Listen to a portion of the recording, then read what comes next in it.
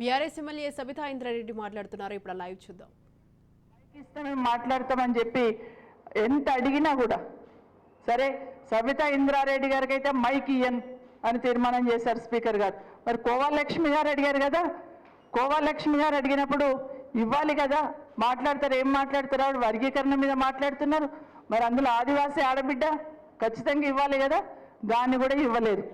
ఈరోజు మరి రాష్ట్రంలో జరుగుతున్న ఈ అత్యాచారాలు, ఈ రేప్స్ ఏమైతే జరుగుతూ ఉన్నాయో, రేప్స్ ఏవైతే జరుగుతూ ఉన్నాయో, మొన్న డిమాండ్స్లో కూడా మేము మాట్లాడిన తర్వాత ఒక్కదానికి సమాధానం లేదు, ఒక్కదానికి సమాధానం లేదు.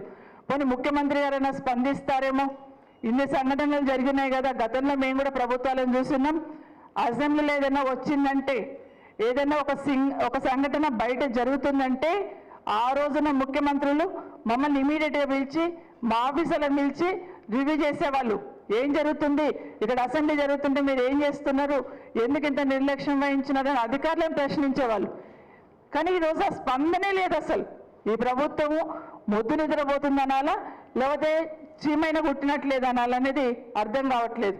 ఎంతసేపు కేసీఆర్ గారిని తిట్టడం, గత ప్రభుత్వం తిట్టడమే కాదు, ఈరోజు మీరు అధికారంలో ఉన్నారు కదా, ప్రజలకు భద్రత, భరోసా ఏ విధంగా కల్పించాలని ఆలోచన చేయకుండా మాట్లాడితే చాలు టార్గెట్ చేస్తామనే లెవెల్లో ఒక రకమైన శాడిజంతో పనిచేస్తున్నారు.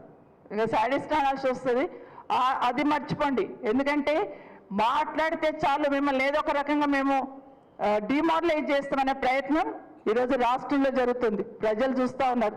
మొన్న ఏం చేస్తాం, మేము జస్ట్ మాట్లాడాం, మహిళలకు సపోర్ట్గా మాట్లాడినాం, రాష్ట్రంలో జరుగుతున్న విషయాలను మీ దృష్టికి తీసుకొచ్చే ప్రయత్నం చేసినాం. అధికారులు తీసుకురారేమో, కనీసం మేమైనా చెప్పాలి అనే ప్రయత్నం చేస్తున్నాం. హైదరాబాద్లో ఒక్క రేప్ కేసు జరుగుతూనే హంగామ అయిపోయేది గతంలో. కానీ ఇప్పుడు ఏం జరుగుతుంది? ఈ మూలకు ఒకటి అంటారు, ఆ మూలకు ఒకటి అంటారు. సాయంత్రం వచ్చేసరికి లెక్క పెట్టుకోవాల్సి వస్తుంది, 1, 2, 3, 4 అని. తలంచుకోవాల్సిన అవసరం లేదా? హైదరాబాద్ సిటీకి ఉన్న గౌరవం ఈరోజు తగ్గట్లేదా? హైదరాబాద్కు ఉన్న ఇమేజ్ ఈరోజు పోవట్లేదా? అది మీకు ఆలోచన లేదా? అది దయచేసి ఇది ఆలోచించండి. మేము మాట్లాడతాం, ఇవ్వండి అని అడుగుతున్నాం. ఒక్కసారి మాకు మాట్లాడే అవకాశం ఇవ్వండి అని ఎంత చేసినా కూడా కనీసం 4 గంటలు నిల్చున్నాం కదా, కనీసం మనసు మారుతుందేమో వీళ్ళకి.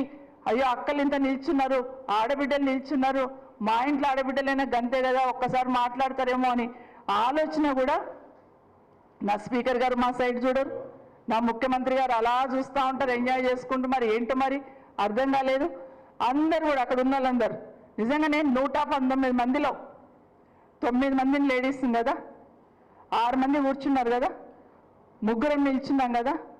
మీరందరూ కూడా అక్కడున్న గౌరవ శాసనసభ్యులు ఒక్కసారైనా ఆలోచించారా?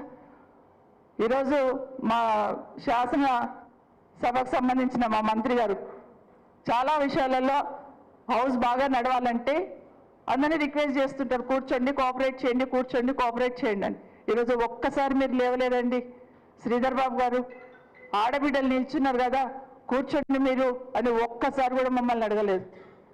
ఎప్పటికైనా మైక్ ఇస్తారేమో, మనసు మారుతుందేమో అని ఆలోచించాను, కానీ లేదు.